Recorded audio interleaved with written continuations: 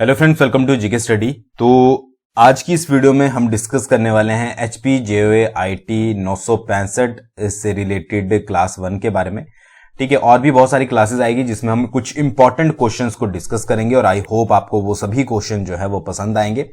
939 में भी हमने इसी तरीके से जो है वो वीडियोस बनाई थी जिसमें से बहुत सारे क्वेश्चन जो है वो पूछे गए थे। अगर आप सारी क्लासेस जो है वो देखते हो, ठीक है, तो इसके लिए क्या करना है कि भाई अपने जो जीके स्टडी चैनल है उसको सब्सक्राइब कर लीजिएगा, बेल आइकन को दबा के रखिएगा और जो हमारा टेलीग्राम चैनल है ऑफिशियल जीके स्टडी, ठीक है, वहां पर जाकर जो है वो आप हमें फॉलो कर सकते हो। ठीक है, 5000 से ज्यादा कैंडिडेट जुड़े हुए हैं, तो वहां पर अगर आपके पास यूट्यूब से नोटिफिकेशन नहीं आता है तो आप वहां पर नोटिफिकेशन आपको मिल जाएगा ताकि आपकी कोई भी वीडियो जो है वो मिस ना हो। ठीक है जी, तो चलिए सबसे पहले क्वेश्चन को डिस्कस करते हैं।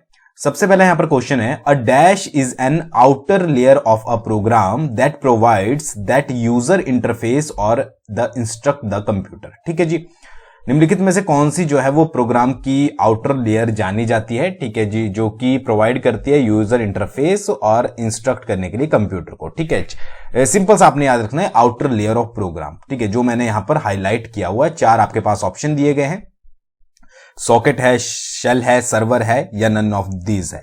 तो इसका जो सही आंसर है वो है आपका सेकंड, शेल। ठीक है, शेल को क्या कहा जाता है? Outer layer of a program, ठीक है, जनरली कहा जाता है। अब एक क्वेश्चन को पूछने के बहुत सारे तरीके होते हैं, ठीक है, ये मैंने आपको हमेशा से बोला है। स्पेशली कंप्यूटर वाले सेक्शन में क्या होता है कि आप एक क्वेश्चन को बहुत सारे तरीकों से घुमाकर पूछ सकते हो।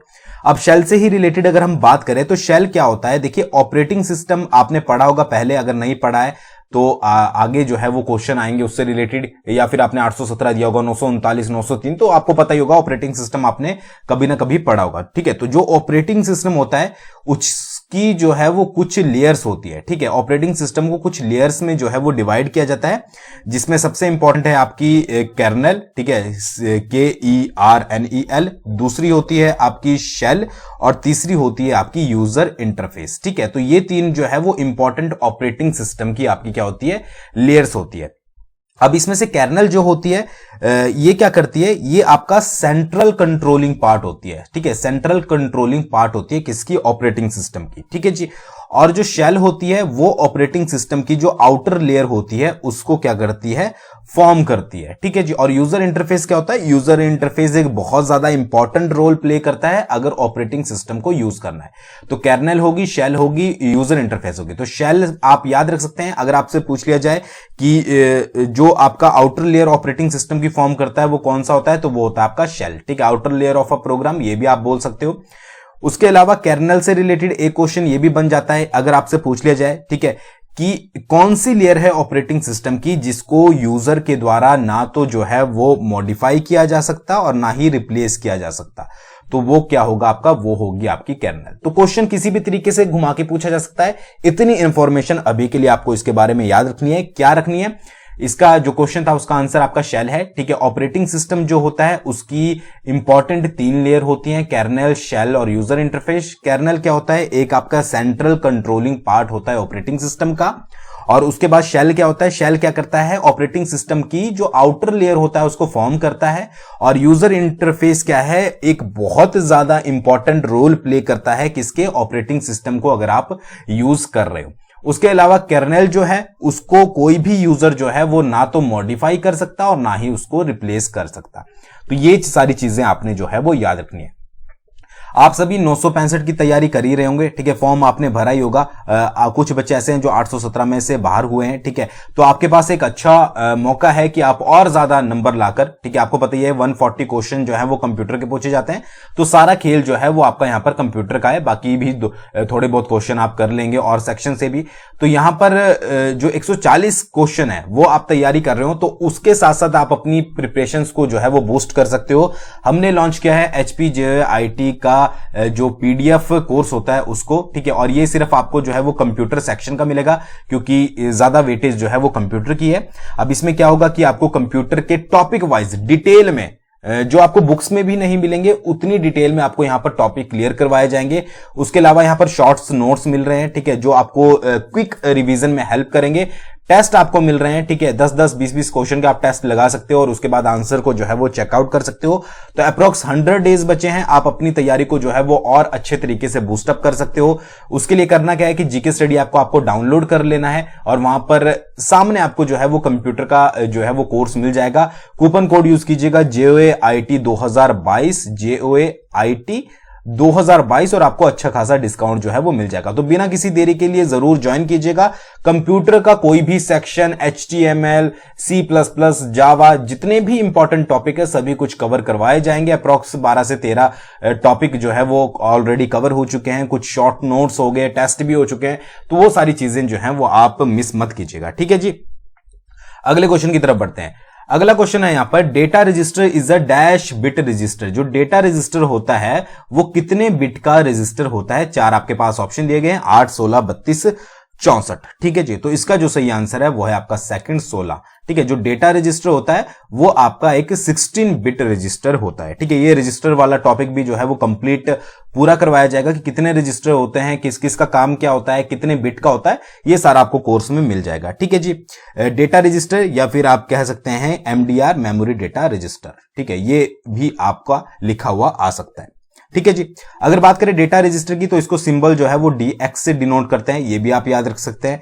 और उसके बाद क्या है कि जो इसका मेन वर्क होता है, अगर मैं आपको शॉर्ट में समझाऊं तो जो इंफॉर्मेशन होती है उसको होल्ड करना इसका क्या होता है, काम होता है, ठीक है। तो डेटा रजिस्टर 16 बिट रजिस्टर होता है, इसको डिनोट करते हैं आपके DX से, ठीक है। MDR, मेमोरी डेटा रजिस्टर भी इसको बोल सकते हैं। और बाकी इंफॉर्मेशन आई थिंक आपको समझ आ गई होगी, ठीक है जी। अगला क्वेश्चन इसी से कुछ कुछ मिलता जुलता है कि जो एड्रेस रजिस्टर होते हैं ये रजिस्टर के ही पार्ट हैं, जब आप डिटेल में पढ़ोगे तो आपको समझ आएगा। जो एड्रेस रजिस्टर होता है वो कितने बिट का रजिस्टर होता है, ठीक है। 12, 16, दोबारा से 16, 16 दो बार आ गया, ठीक है जी। इसको आप 64 कर लीजिए, इसको आप 32 कर लीजिए, ठीक है। तो एड्रेस रजिस्टर जो होता है वो आपका 12 बिट का रजिस्टर होता है, ठीक है जी। तो MAR भी इसको बोल सकते हैं, MAR का मतलब हो गया आपका मेमोरी एड्रेस रजिस्टर। तो ये दोनों आपने याद रखना है। डेटा रजिस्टर आपका 16 का हो गया, ठीक है, 16 डेटा, और जो आपका एड्रेस हो गया वो हो गया 12 एड्रेस, ठीक है। तो ये दोनों याद रख लीजिएगा अच्छे से, अगर आपको पूछ लिया जाता है तो आप आसानी से इसको जो है वो बता पाओगे। अगले क्वेश्चन की तरफ बढ़ते हैं। एक और चीज, इस जो ये आप क्वेश्चन देख रहे हो इसकी जो आपको PDF मिलेगी वो टेलीग्राम पर मिल जाएगी वीडियो के 1 घंटे के अंदर, ठीक है। तो टेलीग्राम पर ऑफिशियल जीके स्टडी पर आप हमें फॉलो कर सकते हो, तो वहां पर जाकर आप इस जो आपकी PDF है ये पूरी, इसको डाउनलोड कर सकते हो। नेक्स्ट है, which type of cache memory या cache memory size ranges from 256 KB to 512 KB। अब आपने कैशे मेमोरी या कैचे मेमोरी पढ़ा होगा, ठीक है, बट मुझे नहीं लगता कि बहुत सारे लोगों ने इसके टाइप्स पढ़े होंगे। तो इसमें से पूछा गया है कि कैशे मेमोरी का कौन सा टाइप है या कैचे मेमोरी का कौन सा टाइप है जिसका जो साइज होता है वो 256 से 512 के बीच में होता है, ठीक है। देखिए, जो कैशे मेमोरी होती है उसके 3 टाइप होते हैं। L1, ठीक है, यानी कि level 1 cache memory, L2 cache memory या कैशे मेमोरी, और L3 cache memory. L1, L2 और L3 का मतलब होता है यहां पर लेवल, ठीक है, लेवल 1, लेवल 2, लेवल 3। अब यहां पर पूछा गया 256 से 512, तो 256 से जो 512 होती है वो होती है आपकी L2 की, ठीक है जी। L2 की कितनी होती है? 256 से KB से 512 KB। तो ये याद रखिएगा। अगर बात करें L1 की, तो L1 की होती है 2 KB से लेकर आपकी 64 KB तक, और जो L3 होती है उसकी होती है आपकी 1 MB से लेकर 8 MB तक। तो ये साइज हैं सारे, ये याद रखिएगा। अगर आपसे टाइप पूछ लिया जाए कि कितने टाइप की होती है, तो 3 टाइप की होती है, L1, L2, L3। उसके बाद साइज कौन कौन से होते हैं भाई? L1 का 2 KB से 64 KB, L2 का 256 KB से 500 जो आपका 12 KB होता है, और L3 का 1 MB से 8 MB। और ये मैं अपने जो हमारा कोर्स है, ठीक है, चला हुआ है, उसमें ऑलरेडी कवर करवा चुका हूं डिटेल में, इसके बारे में और भी डिटेल। तो ये सारी चीजें जो है वो आपको याद रखनी है। अगले क्वेश्चन की तरफ बढ़ते हैं। अगला क्वेश्चन यहां पर पूछा गया है कि in which of the following tool, इनमें से कौन सा टूल है there is 9 different ovary strips, जिसमें जो है वो 9 अलग अलग स्ट्रिप्स यूज की जाती है, mark with number two multiply और डिवाइडेड, ठीक है। इनमें से कौन सा ऐसा इंस्ट्रूमेंट है जिसमें 9 अलग अलग स्ट्रिप यूज की जाती है, नंबर से मार्क की हुई, जो मल्टीप्लाई और डिवाइड के लिए यूज होती है, ठीक है।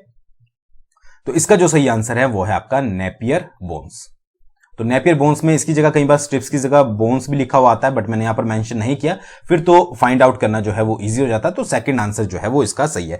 नेपियर बोन्स के बारे में अगर बात करें तो इसकी खोज जो है वो जॉन नेपियर ने कब करी थी? 1670 में, यानी कि पहला वर्जन जो लॉन्च किया था वो किया था 1670 में। तो आपसे अगर पूछ लिया जाए तो ये भी आपको याद रखना है। उसके अलावा एक बहुत ज्यादा इंपॉर्टेंट क्वेश्चन यहां से बनता है, कई बार बुक्स वगैरह में भी ये स्किप हो जाता है। अगर आपसे पूछ लिया जाए कि first machine to use decimal point, ठीक है, कौन सी जो थी वो फर्स्ट मशीन थी जिसने जो है वो डेसिमल पॉइंट यूज किए थे, तो वो कौन सी मशीन थी? वो थी आपकी नेपियर बोन्स। ठीक है, याद रखिएगा, फर्स्ट मशीन जिसने जो है वो डेसिमल पॉइंट यूज किए थे वो कौन सी है? वो है आपकी नेपियर बोन्स। ठीक है, किसने? जॉन नेपियर ने 1617 में। ठीक है, क्या यूज करती है? 9 डिफरेंट इवोरी स्ट्रिप्स या फिर बोन्स, ये याद रखिएगा। ठीक है जी, आई होप आपको समझ आ गया होगा। ये टॉपिक भी हम जो है वो कोर्स में कवर करवा चुके हैं हिस्ट्री वाले सेक्शन में। नेक्स्ट है आपका विच of the following standard is for wireless Fidelity. ठीक है, वाईफाई की कई बार फुल फॉर्म आ जाती है, तो वो भी याद रखिएगा। तो वाईफाई के लिए इनमें से कौन सा स्टैंडर्ड जो है वो यूज किया जाता है? 4 आपके पास ऑप्शन यहां पर दिए गए हैं। तो इसका जो सही आंसर है वो है 802.11। ठीक है, थर्ड आंसर जो है वो सही है। इसको अगर कंप्लीट लिखा जाए तो वो लिखा जाता है IEEE 802.11। ठीक है, तो ये स्टैंडर्ड जो है वो किस लिए यूज किया जाता है? वायरलेस फिडेलिटी के लिए। इसके अलावा 802.15 जो है वो यूज किया जाता है आपका वायरलेस पर्सनल एरिया नेटवर्क। ठीक है, तो ये भी याद रखिएगा। उसके अलावा इसके भी जो है वो फर्दर बहुत सारे टाइप होते हैं, जैसे 802.11A होता है, N होता है।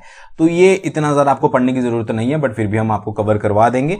बट अभी के लिए आपने क्या याद रखना है कि 802.11 जो है वो यूज किया जाता है वायरलेस फिडेलिटी के लिए स्टैंडर्ड। ठीक है जी, अगले क्वेश्चन की तरफ बढ़ते हैं। अगला क्वेश्चन है a register is a combination of memory storage. जो आपका रजिस्टर होता है, ये अपने आप में क्वेश्चन देखिए, a register is a combination of memory storage locations called flip flops. ठीक है, फ्लिप फ्लॉप्स क्या होते हैं? फ्लिप फ्लॉप्स होते हैं आपके a register is a combination of memory storage locations क्या कहलाती हैं? जो आपकी फ्लिप फ्लॉप्स होती हैं उनसे क्या है? रजिस्टर बना होता है। तो each flip flop can store dash bit of information. यहां पर क्वेश्चन पूछा गया है कि जो फ्लिप फ्लॉप है वो कितनी बिट की इंफॉर्मेशन जो है वो आपका स्टोर कर सकता है? तो इसका जो सही आंसर है वो है आपका 1 बिट।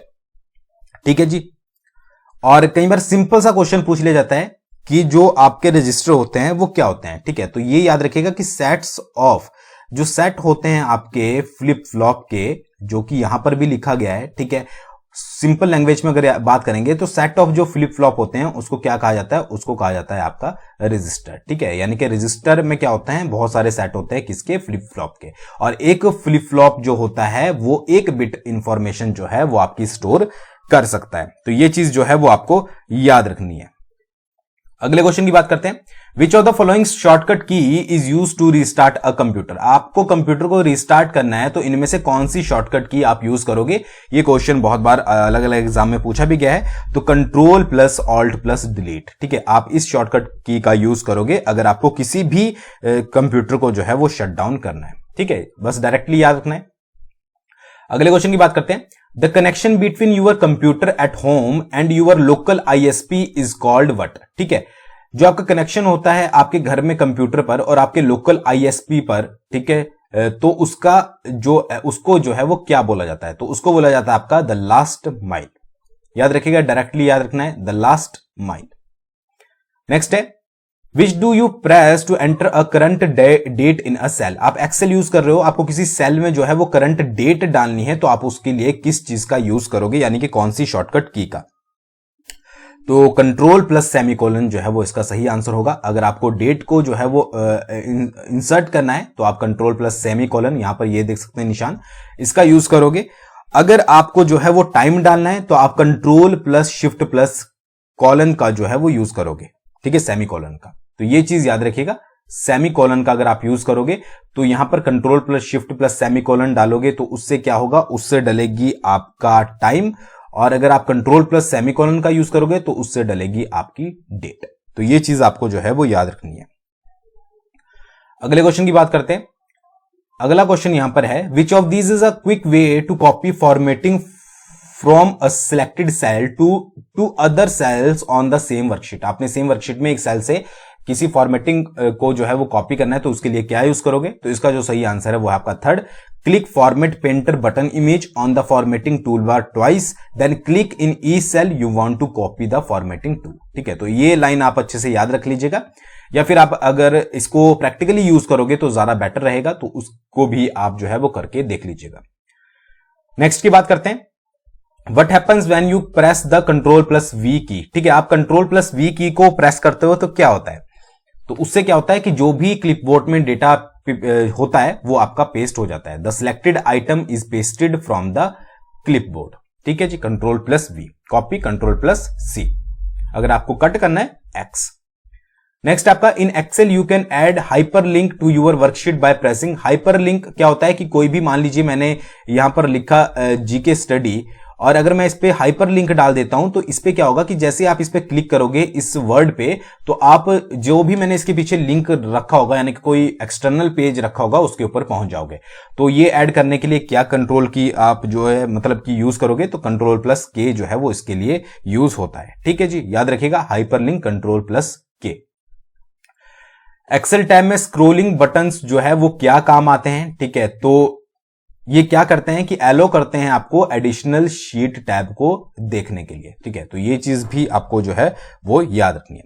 नेक्स्ट है, in Excel paper spreadsheets can have all the same advantages as an electronic spreadsheet except which of the following. ठीक है, जो आपकी एक्सेल पेपर स्प्रेडशीट्स होती हैं उनमें सेम एडवांटेजेस होती हैं इलेक्ट्रॉनिक स्प्रेडशीट के मुकाबले, बट एक चीज को छोड़कर, वो क्या होती है? वो होती है आपकी स्पीड। तो ये कुछ क्वेश्चंस थे, आई होप आपको समझ आए होंगे। कुछ बेसिक से क्वेश्चन थे बट कुछ घुमा के पूछे गए थे। आई होप आपको समझ आएगा। बहुत जल्दी जो है वो नेक्स्ट क्लास में मिलेंगे, बट आप जो है वो कोर्सेज हमारे जो है वो ज्वाइन करना मत भूलिएगा, जरूर से जो है वो आपको बेनिफिट मिलेगा। कूपन कोड यूज कीजिएगा JOAIT 2022, और थोड़े टाइम के लिए है, तो आप जल्दी से जाकर जो है वो ज्वाइन कर सकते हो और अपनी तैयारी को बूस्टअप कर सकते हैं। थैंक्स फॉर वॉचिंग, बहुत जल्दी मिलेंगे नेक्स्ट वीडियो के साथ।